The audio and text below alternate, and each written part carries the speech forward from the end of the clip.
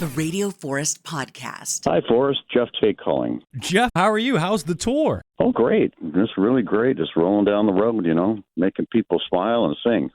I have been talking to so many people about you lately, kind of by accident.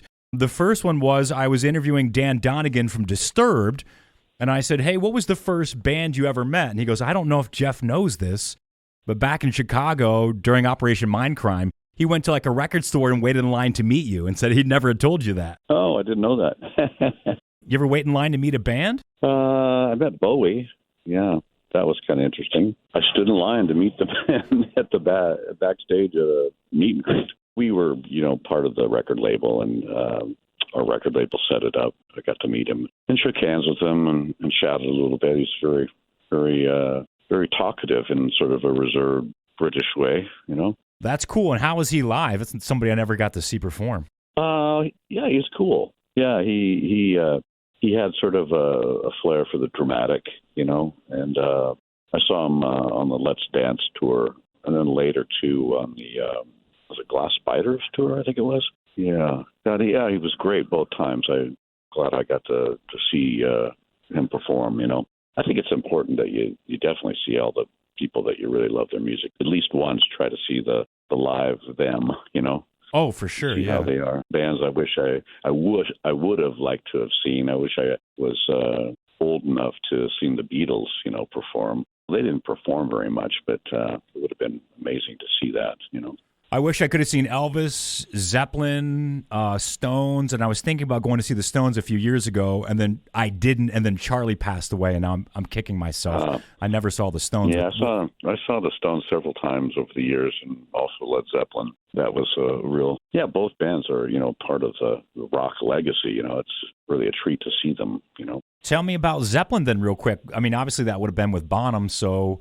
I mean, it's probably prior to the 80s. Was it a pretty big show? Was it like a stadium? Yeah, it was 77, and it was in Seattle at the what was called the Kingdome then, which was a huge, football arena, and the place was just sold out, packed, and it was a different time in the 70s, when you went to see everybody smoked, Oh, so, sure, yeah. Geez, there was just smoke in the air so thick you could barely breathe.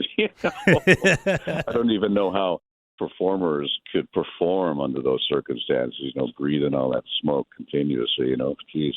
It was just a really interesting presentation. Back then, I remember I'd seen quite a few concerts by that time, and Zeppelin were kind of a different thing for me because they were kind of bluesy and loose. They weren't like super tight like other bands. I've seen Supertramp, and Styx, of course, was amazing live. Precision players, Yeah, Jimmy Page is not known for nothing like that. No, they were nothing like that. 5 to 10 minutes between songs, which was really strange. Where Plant would kind of talk, a little bit. They'd spend a lot of time smoking, having a drink, talking amongst themselves, and then they'd start playing something. It was just a whole different kind of thing that I wasn't used to seeing.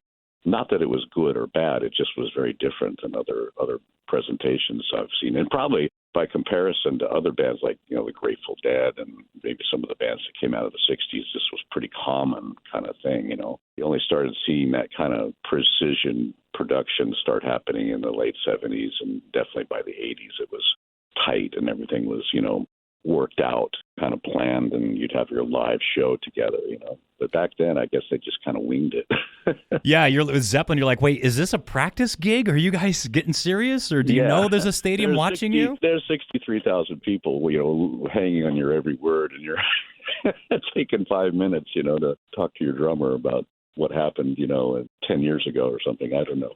Yeah, the first time I saw AC/DC, I was like, is the drummer, is he smoking? Does he realize this is a gig? Like, does he know he's on stage? It's not a garage. And then it made me like him more because I was like, that's how relaxed he is, or addicted. But he was like, yeah, I'm going to smoke a cigarette. I'm like, you couldn't wait like 3 songs or 1 hour. I loved it, though. It made me miss that old era. Back in the day, I mean, even in the 80s, when in the places we played, people smoked all the time.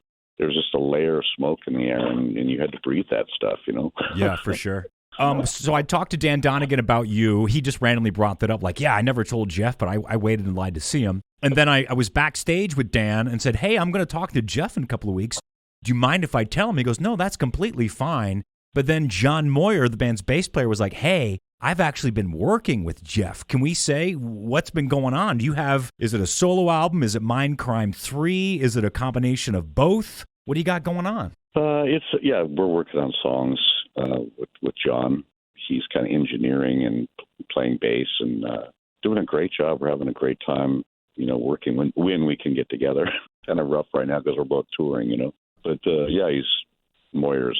he is a treasure. He's just really something special of a human being, We have this thing called Backstage Pass Travel that my wife and I started several years ago where we take people on trips around the world for a week, and Moyer gets involved in some of the trips, and he does these like songwriting sessions with people and kind of shows them how to write a song, and they have fun doing it. And everybody in the whole trip gets involved, and they write interesting lyrics, and some people can play instruments, and so we have them play the instruments and we record them, and we come up with a song. But Moyer leads the whole thing and puts the whole thing together, and he's just great. He just keeps the ball rolling and keeps everybody interested in it. It's like a day-long kind of exercise.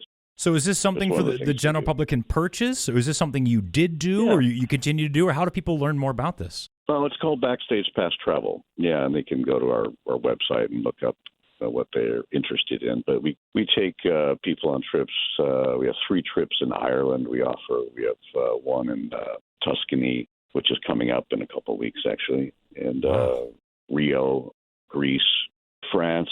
We have Germany, the wine region in Germany where I make my wine. We have a big harvest festival trip every year in October, which is really fun. But yeah, they're great. We go. We usually stay in one central location and a hotel or a villa, like we have in Tuscany, and we have a bus that takes everybody out day tripping every day to different sites, and then we come back at night and we have a amazing chef cooked meal, and we sing songs. Wow.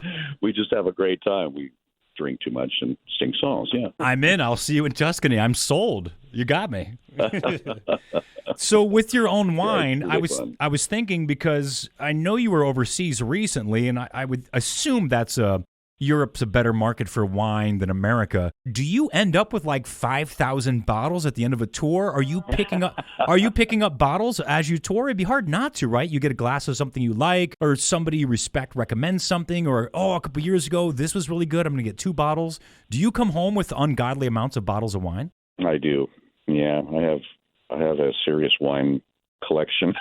Some would say addiction, but collection's a better word. Yeah. How many do you pick up? And just a silly question, how do you transport it? Because it's wine and you're on a tour bus and flying. Yeah. You have to mail it? Well, what do you do?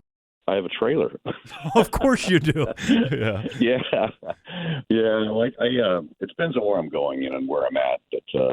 But yeah, I do collect bottles and bottles and bottles and cases of wine, and I take them to my homes and, put them in my wine cellar and break them out when I need them or want them. But yeah, I had to kind of replenish everything because, during COVID, there was nothing to do. Oh, you drank all your wine? And I wiped out my wine cellar, That's a good COVID.